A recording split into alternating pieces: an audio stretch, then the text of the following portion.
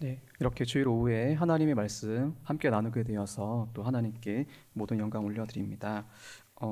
오늘 누가복음 이제 15장 이야기는 앞에 두 가지 이야기에 이어서 나오는 이야기입니다. 사람이 잃어버린 소유, 잃은 양과 잃어버린 은전을 찾는 이야기에 이어서 나오는 이야기입니다. 그런데 거기서 등장하는 그 사람들은 잃어버린 소유들을 찾고 나서 기뻐합니다. 그런데 너무나 기뻐해서 잔치까지 이렇게 하는 모습을 보여줍니다. 그런데 이 이야기는 예수님께서 지금 바리새인과 서기관들에게 지금 하고 있는 말씀인데요. 세리와 죄인들이 예수님의 말씀을 들으러 이제 나오고 예수님께서 그들을 잘 맞아주시고 심지어 그들과 식사까지 하는 모습을 보여주십니다. 그러자 바리새인과 서기관들은 수군거리는 거죠. 아니, 왜냐하면은 그들이 생각하기에는 자기는 의인이고 그들은 죄인이라고 생각했기 때문에 어떻게 하나님께서 보내신 분이라고 하신 분이 죄인과 함께할 수 있느냐라는 그런 질문을 아마 했던 것 같습니다. 그러자 예수님께서 이런 이야기를 해주셨던 거였고요. 그런데 이 이야기 공통적으로 하고 있는 내용은 그런 것이죠. 잃어버렸던 것을 되찾은 사람들처럼, 되찾아서 기뻐하는 사람들처럼 하나님도 하나님에 대하여 잃어버린 소유인 죄인을 되찾고 기뻐하신다라는 것을 말씀하시고자 하는 내용인 것이죠. 오늘 이야기, 너무나 잘 아는 이야기이죠. 집 나간 탕자 이야기를 통하여서 예수님께서는 하나님께서 죄인을 얼마나 찾으시는지를 한 번 더 강조하고 있습니다. 하나님은 이렇게 죄인인 우리를 찾으시고 함께 하시길 원하십니다. 하지만 때로 신앙생활을 하는 우리가 이런 하나님과 하나님의 마음을 좀 충분히 모르는 것 같습니다. 만약 우리가 하나님을 충분히 잘 안다고 하면 어떻게 될까요? 하나님께 나아올 때에 기쁜 마음으로 이렇게 나오지 않을까요? 맞죠? 그래서 오늘 이런 하나님과 하나님의 마음을 조금 더 알아가고자 이렇게 오늘 말씀을 나누고자 합니다. 먼저 참고로 알아야 될 것은 이 예수님께서 해주신 이야기는 비유입니다. 실제로 있었던 이야기라기보다는 예수님께서 이제 그 사람들에게 잘 이해할 수 있도록 주신 비유라는 것이죠. 먼저 이야기를 좀 시작하면은 이 아들이 어떤 좀 아들이었는지 좀 알 수가 있어요. 그 어떤 사람에게 두 아들이 있었는데 그 아들 중에서 둘째가 이제 좀 문제가 있었던 것으로 보이죠. 아들이 이제 아버지에게 이런 부탁을 하는 것이죠. 아버지요, 재산 중에서 내게 돌아올 분깃을 내게 주소서라고 하는 것이죠. 그러니까 뭐라고 하는 겁니까? 아버지, 유산 주세요라고 하는 거예요. 그런데 우리가 드리면은 그럴 수 있지라고 생각할 수 있잖아요. 그런데 보통은 이 아버지가 이제 살아 계실 때 그 아버지가 가지신 재산에 대해서 어느 정도를 이제 아들에게 준다, 그 정도는 좀 이렇게 정해져 있었다고 합니다.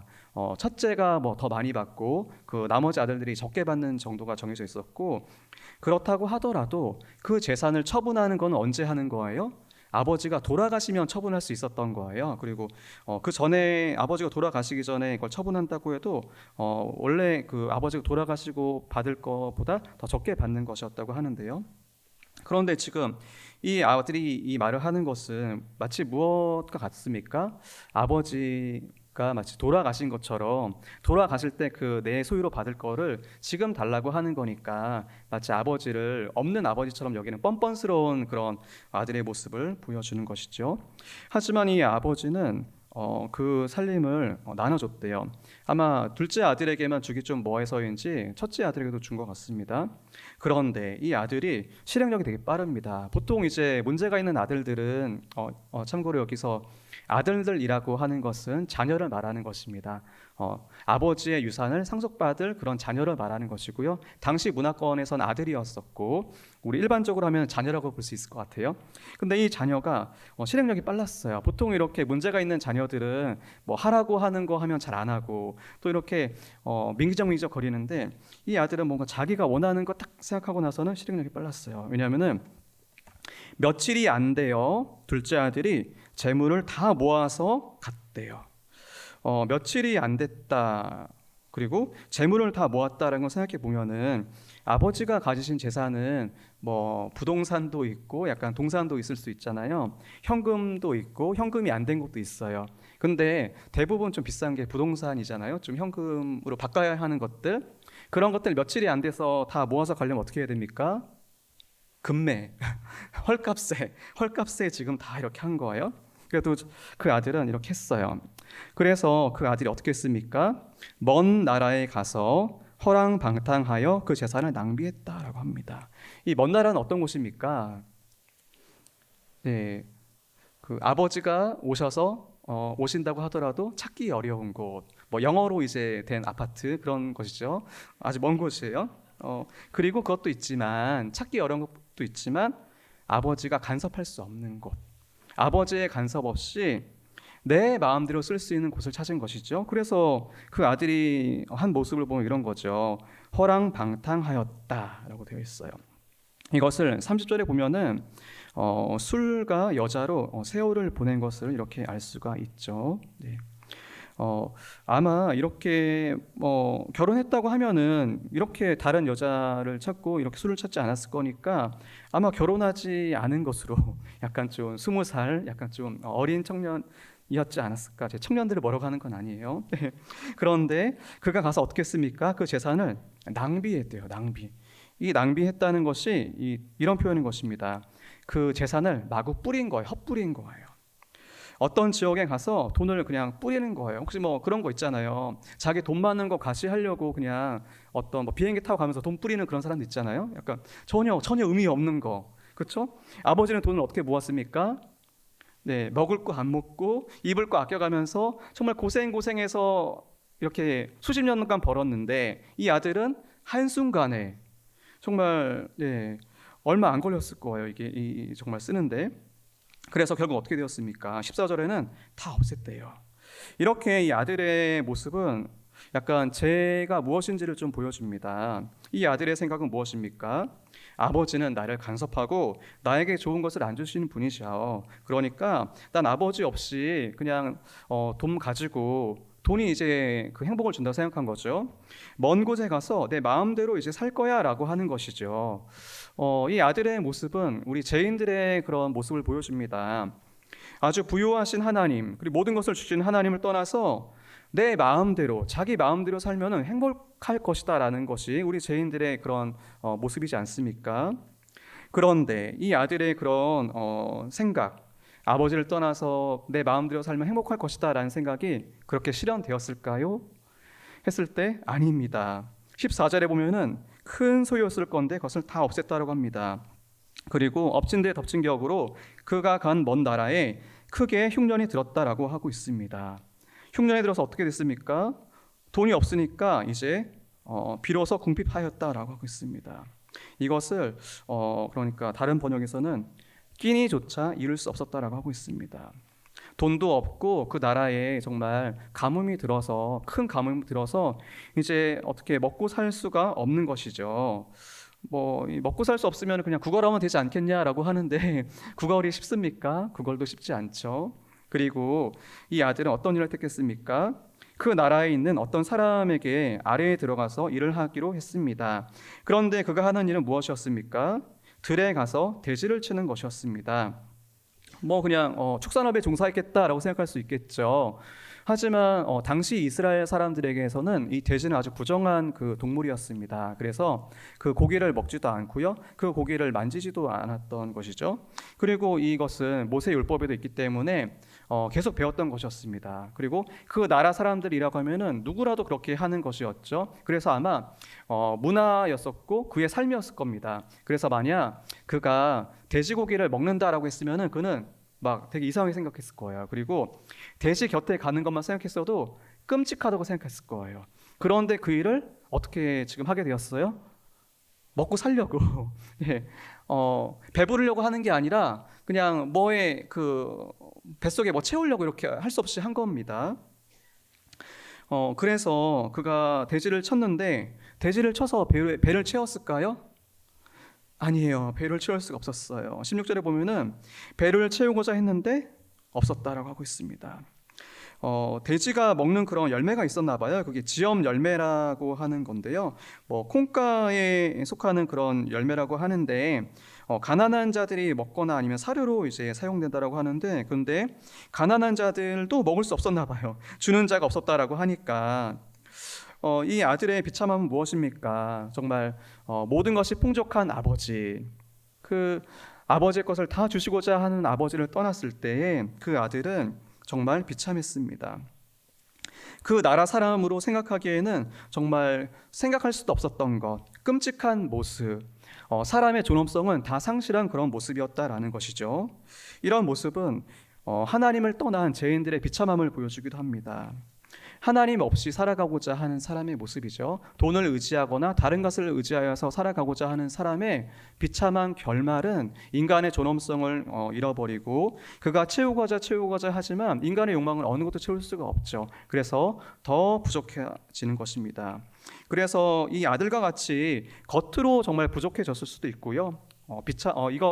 그것과 어떻게 보면은 더 불쌍한 건데, 겉으로는 풍족해 보이지만 하나님이 없기 때문에 그 인생이 공허한 그런 비참한 인생일 수도 있는 것이지요. 이렇게 우리는 이 아들을 통하여서 제 본질과 비참함을 알아보았습니다. 그런데 이 아들이 하나님의 은혜를 입었습니다. 어떻게 되었습니까? 17절에 스스로 돌이켰다라고 하고 있습니다. 이 말은 그런 말입니다. 그제야 제 정신이 든 것입니다. 그러니까 이 원어는 자신에게로 돌아왔다는 거예요. 그 자신, 원래 정상이었던 자신에게로 돌아온 거예요. 그 전에 어떻게 됐어요? 뭔가 정신이 나갔던 거예요. 정신이 나가서 아버지가 어떤 분인지도 모르고 자기가 원하는 게 얼마나 비참하고 나를 행복하게 할 수 없는 것인지도 모르는 그런, 마치 그 눈에 안경이 쓰인 것이죠. 이게 오늘날 같으면 이제 사람에게나 물질에게나 여러 가지가 있겠죠. 그런데 그 아들이 정신이 든 것입니다. 그래서 누가 생각났습니까? 아버지 생각이 났어요. 아버지. 내 아버지에게는 양식이 풍족한 품꾼이 얼마나 많은가라고 하고 있죠.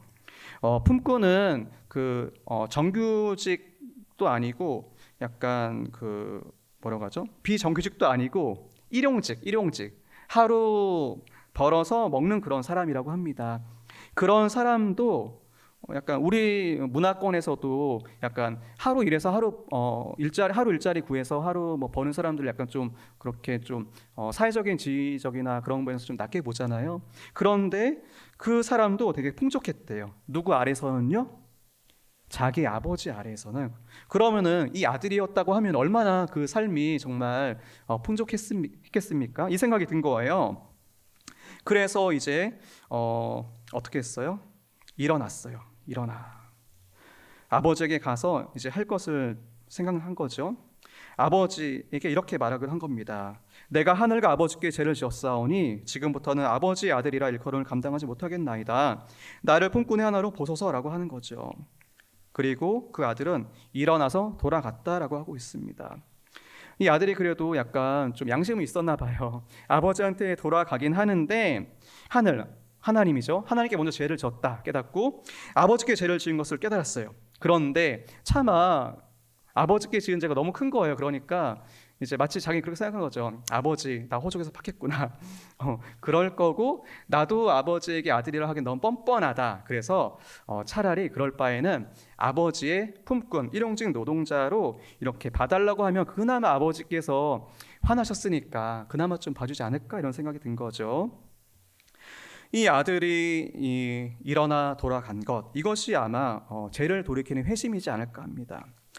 이 아들은 아버지가 어떤 분인지 알고 이제 돌이킨 것이죠. 죄인들, 하나님을 떠나 마음대로 살고자 하는 그 죄인들, 하지만 그것으로 정말 만족함을 얻을 수 없고 비참할 수밖에 없었던 그 죄인이 자신이 얼마나 하나님 앞에 큰 죄인인지 알고 하나님이 어떤 분인지 알고 돌아가는 것이 무엇입니까?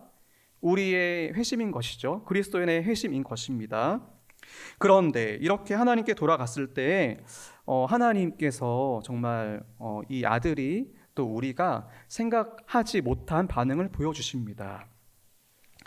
어떻습니까? 20절에 돌아갔어요. 돌아갔는데 아직도 거리가 먼데 아버지가 그를 보고 측은히 여겨 달려가 목을 안고 입을 맞췄다라고 하고 있습니다. 거리가 먼데 아버지가 보셨대요. 그리고 달려가셨대요.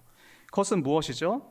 뭐 오늘날 같이 뭐 현대화되어 있었지 않았던 사회라고 하면은 마을에 그 동네 입구가 있을 거잖아요. 동네 입구 같은데 아버지가 계속 날마다 나와 있었던 거예요. 그래서 아들이 언제 돌아오나 하고 있었는데 우리 또 이제 돌아오는 명절이 있지 않습니까?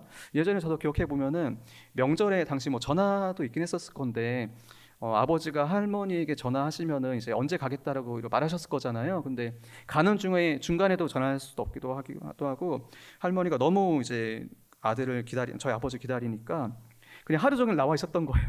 언제 올지도 모르고 그런 거랑 비슷한 거죠. 아버지는 정말 큰 잘못을 한 아들이었지만 그 아들이 돌아오기만을 그냥 살아 있기만을 그렇죠. 뒤에도 나오잖아요. 살아 있었다. 살아 있기만을 어떻게 될지 몰라요. 그 아들이 잘못해가지고 정말 뭐 불구가 되건 어떻게 좀 이상하게 되건 사람은 있으면 좋겠다라고 해서 기다렸던 거예요. 그래서 어떻게 합니까? 그 아들을 본 거예요. 보고 달려갔대요. 참 뒤에 나오는 표현들을 보면은 이 아버지가 정말 사실은 그 아들이 제정신이 처음이 아니었잖아요. 근데 지금 보면 아버지가 제정신이 아닌 것 같아요. 네. 그리고 달려가잖아요. 근데 이 아버지가 이제 부요했던 것 같잖아요. 부요한 그런 당시 또 이제 품격이 있는 그런 어른이 달려간다는 건 사실 좀 납득하기 어려운 거죠. 좀 흥분한 거예요. 지금 정신을 잃은 거예요. 그리고 아들의 모습은 어떻습니까? 나중에 보면은 좀 알아보기 힘든 그런 수준이거든요. 그리고 생각만 해봐도 이 아들이 그 돼지를 치는 일을 하고 있었잖아요. 그러니까 뭔가 좀 그리고 또 그 모든 소유도 다 잃었으니까 아마 상태가 안 좋았을 거예요. 그런데 아버지는 아들을 알아보시고 그리고 달려갔어요. 그 동기가 무엇이에요? 측은히 여겼다. 아버지는 그 아들이 불쌍한 거예요. 그냥 너무나 불쌍해서 그 아들을 찾고 싶었고 찾았으니까 너무 기뻐했던 것이죠. 이 아버지의 마음이 이런 것이었더라고 하면은 아버지가 이 아들이 이제 돌이켜서 회개하고 돌아갔을 때 이 보여주는 반응이 정말 대단합니다. 우리가 생각하기에는 우리가 잘못을 하면은 뭔가 이 아들처럼 큰 잘못을 하면은 이 아들이 그 아버지께 돌아갔을 때 기대하는 반응은 무엇이죠? 화를 내거나 실망을 하거나 뭔가 뭐 소금을 뿌리거나 뭔가 좀 이렇게 아니면 뭐 그런 걸 좀 이물질을 던지거나 아니면 아예 안 봐야죠. 아들 안 봐야죠. 그렇죠? 그게 정상적인 반응일 건데 이 아버지의 반응은 그렇지 않아요. 아들이 정상적으로 약간 좀 뭔가 회개하고 뭔가 수습하는 그런 것 이전에 그냥 무조건 받아주시는 모습을 보여주는데요. 첫 번째 환대하는 모습을 보여주십니다. 아버지가 달려가서 어떻게 하죠? 목을 안았대요. 그리고 입을 맞췄대요. 꽉 껴안은 거죠. 이렇게 이 아들을 꽉 껴안았어요. 그리고 입을 맞췄어요. 그런데 생각해 보면은 이 아들에게는 어떤 냄새가 났을까요? 좀 뭐 안 좋은 냄새가 났겠죠. 우리 그 자녀들 키우시는 부모님들은 하루만 안 있어도 머리에서 냄새 난다. 머리 감아라 그렇게 하지 않습니까? 땀 냄새, 정말 이물질의 냄새가 다 났을 거예요. 그런데 아버지는 이 아들이 얼마나 좋았던지 그런 냄새를 다 잊고 정말 꽉 껴안으시고 입을 맞추셨다라고 하고 있어요. 그리고요, 아버지는요, 이 아들에게 대해서 정말 불쌍한 마음으로 그 아들을 많이 용서하는 모습을 보여줍니다. 이 아들이 이렇게 말을 하는 거죠. 아버지, 내가 이제 죄를 지었고 아들이라 일컬음을 감당하지 못하겠습니다 하고 아버지에게 사실 아들이 할 말 더 있죠. 뭐죠? 품꾼으로 여겨주세요라고 해야 되잖아요. 근데 아버지가 어떻게 했어요? 아버지가 그 중간에 말을 자른 것 같아요. 아버지가 말을 하십니다. 제일 좋은 옷을 내어라. 종에게 말을 하는 거죠. 아버지는 아들이 너무나 반가우니까 이 아들이 할 말 아시는 거예요. 그래서 그 말을 막으시는 것이죠. 그래서 이 아버지는 어떻게 하십니까? 그 아들을 회복하십니다. 그 아들에게 제일 좋은 옷을 주십니다. 제일 좋은 옷. 여기서 옷은 되게 좀 좋은 옷이었던 것 같아요. 여기서 옷은 그러니까 그 다른 성경을 보면은 하나님 예배하는 사람들이 약간 입는 뭔가 좀 영광스러운 옷을 말하는 거거든요. 그러니까 그런 때도 더 좋은 제일 옷을 이렇게 내어 오신 것이죠. 달라고 한 거죠. 그리고 가락지를 이제 내어 오라고 하는데요. 이 가락지는 가족의 그런 문양이 뭐 있었다고 해요. 그래서 가족으로 이제 회복시켜 준다라는 것을 말하고요. 그리고 살찐 송아지를 잡으라고 하죠. 살찔 송아지도 이것도 그냥 뭐 소고기로 생각할 수도 있긴 하겠지만은 특별한 일을 위해서 빼놓은 그런 어린 소라고 합니다. 그러니까 되게 극진하게 대접하는 거예요. 그리고 신발은요, 이 아들이 신발이 없었던 것 같아요. 다 잃어버리고 신발도 잃은 것 같아요. 그리고 당시 노예들은 신을 신지 못했다라고 하죠. 그러니까 이제 주인과 자유인으로서 신분을 회복한 겁니다. 이렇게 아버지께서는 이 아들에게 이런 모습을 보여주시고 너무나 기뻐하십니다. 그래서 무엇을 하죠? 축제를 합니다. 축제. 죽었던 아들이 살아 돌아온 것에 대해서 정말 너무나 기뻐하며 기쁨의 잔치를 합니다. 마치 이전 이야기에서 잃은 양과 잃은 드라크마를 찾은 사람들과 같이 아버지는 너무나 기뻐하시는 것입니다. 여기서 이 아들이 돌이키고 돌아갔을 때 이 아들을 맞아주는 그 주체는 누구입니까? 아들이 노력한 것보다 아버지가 노력한 게 더 크죠. 아버지가 그것을 더 주도적으로 하시는 거고요. 그리고 아들이 돌아갔을 때 아버지는 어떻게 했습니까? 아들을 보지 않았습니까? 아니면 아들을 적극적으로 맞아들였습니까? 아들을 적극적으로 맞아들였죠. 마치 그 예수님께서 세리와 죄인들을 맞아들이는 것처럼 말입니다. 아마 이런 모습이 우리가 죄인인 것을 깨닫고 하나님께 나아갔을 때 하나님께서 보이셨던 모습이었을 것입니다. 우리는 생각하기에는 내가 희생한 게 더 많아, 내가 더 노력한 게 많아 라고 할 수 있지만 하나님께서 우리를 받아들여 주신 것이 훨씬 더 크다는 것입니다. 그리고 우리가 하나님께 나갔을 때 하나님께서는 너무나 기뻐하셨다라는 것입니다. 우리는 이와 같이 이 탕자의 비유를 통하여서 우리의 죄가 무엇인지 그리고 하나님이 어떤 분인지 이렇게 좀 알아보았습니다. 그런데 이 이야기를 누가 해주시는 것이죠? 예수님이 해주시는 것인데요. 예수님이 그의 아버지 하나님에 대해서 이렇게 말씀하시는 것입니다. 우리가 하나님을 아는 것보다 예수님이 하나님을 아는 것이 더 크지 않으실까요? 더 올바르지 않을까요? 이 예수님께서 하나님이 이런 분이시라는 것을 지금 바리새인과 서기관에게 말했지만 사실은 이거는 오늘 우리에게 주시는 말씀이기도 하시죠. 우리가 이렇게 끔찍한 죄인이었습니다. 하지만 하나님께서는 자비롭고 어떤 끔찍한 죄인이었던지 간에 그 죄를 깨닫고 돌아오는 자에게 그를 불쌍히 여기시며 우리를 반겨 주신다는 것입니다. 이런 하나님을 생각해 본다라고 하면은 여러 가지 생각해 볼 수 있을 것인데요. 먼저 예배와 기도에 대해서 먼저 생각해 볼 수 있을 것 같습니다. 우리가 예배를 드리고 기도를 드리는 대상은 누구이십니까? 우리를 지으시고 우리를 기르시고 모든 좋은 것을 주시는 하나님이지 않습니까? 그렇죠? 그리고 우리가 아무리 끔찍한 죄인이었더라 할지라도 하나님을 떠나 마음대로 살려고 했던 죄인이었다 할지라도 그것을 깨닫고 나아갈 때 그리고 그런 자들을 찾으셨을 때 기뻐하시는 분이 누구시라는 것입니까? 하나님이라는 것이죠. 그리고 오늘 본문에서는 이런 하나님의 사랑에 대해서 많이 말하고 있는데요. 다른 성경을 보면 또 어떻습니까? 그런데 우리 같은 죄인이 하나님께 나아갈 수 있습니까? 없습니까? 없습니다. 이런 우리의 죄를 해결하기 위하여서 가장 아끼는 아들이신 예수님을 십자가에 죽게 하심으로 우리가 아버지께 예배로 기도로 나아갈 수 있게 해주신 것입니다. 그러니까 구원받은 하나님의 백성들이 하나님께 함께 예배할 때 하나님께서 얼마나 기뻐하실까요? 그렇죠? 그리고 구원받은 하나님의 백성이 하나님께 기도할 때 얼마나 기뻐하실까요?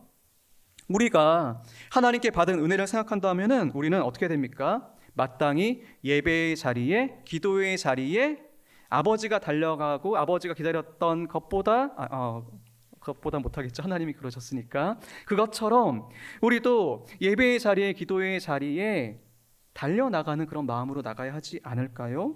그런 것이죠. 그런데 이렇게 우리가 하나님이 어떤 분인지 알아가고 또 우리가 어떤 사람인지 어떤 존재인지 알아가는데 하나님께 주신 방편이 있습니다. 그것이 무엇입니까? 말씀인데요. 말씀.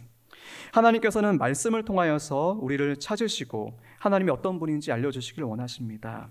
우리가 매주일 드리는 공예배와 또 그 다른 예배들과 또 구역 예배, 그리고 우리가 개인적으로 하는 말씀 묵상을 통하여서 하나님께서는 우리가 말씀을 접할 때에 성령 하나님께서 우리로 하여금 하나님을 알게 하십니다. 그리고 하나님을 사랑하여서 하나님께 자발적으로 나아가게 하시는 것이지요. 그런데요, 우리가 하나님을 나아갈 때 그냥 겉으로만 드러나는, 그러니까 종교적인 모습만 바뀌는 건 아니에요. 삶이 변하게 됩니다. 우리가 하나님을 알아가면 알아갈수록 우리는 하나님을 닮아갑니다. 거룩하신 하나님을 닮아갑니다. 거룩하신 예수 그리스도를 닮아갑니다. 그래서 어떻게 됩니까? 이웃을 사랑하고 하나님의 뜻대로 살아가는 삶의 예배를 드리게 되는 것이지요. 그런데 생각해 보면요, 왜 우리가 이렇게 하나님께 나아가고 하나님 뜻대로 살아가는데 이렇게 잘 안 될까 생각했을 때 여러 가지가 있을 거예요. 근데 오늘 본문에서 말했던 것은 첫 번째 무엇입니까? 죄죠. 죄. 하나님 없이 내 마음대로 살려고 하는 죄. 이런 건 어떻게 해야 됩니까? 네. 하나님께서 은혜를 주셔서 죄를 회개하고 날마다 회개해야 되는 것이지요. 그리고 두 번째, 약간 두려운 마음이 있는 것 같아요. 두려운 마음. 하나님한테 혼날 것 같은 마음. 약간 한 주간 잘못 살면은 이런 마음 들잖아요. 나의 기도를 들으실까? 아니면은 내가 예배 나갈 때 괜찮을까? 그래서 약간 혹시 그런 적 없으셨습니까? 한 주간 잘 못 사셨을 때 약간 보통 우리가 평소 정하는 자리가 있긴 약간 자리에 앉지 않습니까? 하지만 약간 잘 못 살면은 약간 안 보이는데 저기 약간 기둥티 그런 데만 앉고 싶은 마음 들지 않습니까? 아닙니까? 좀 약간 그런 마음. 아니면은 뭔가 기도할 때 기도를 시작할 수 없는 거예요. 이렇게 나의 기도를 안 들으실 것 같아. 약간 이런 마음이 너무 큰 거예요.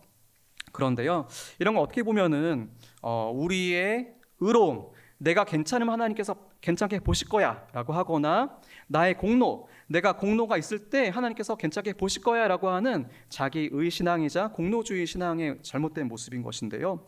그런데 생각해 보십시오. 우리가 하나님께서 우리를 구원하셨을 때 우리의 상태가 괜찮았습니까? 아니죠.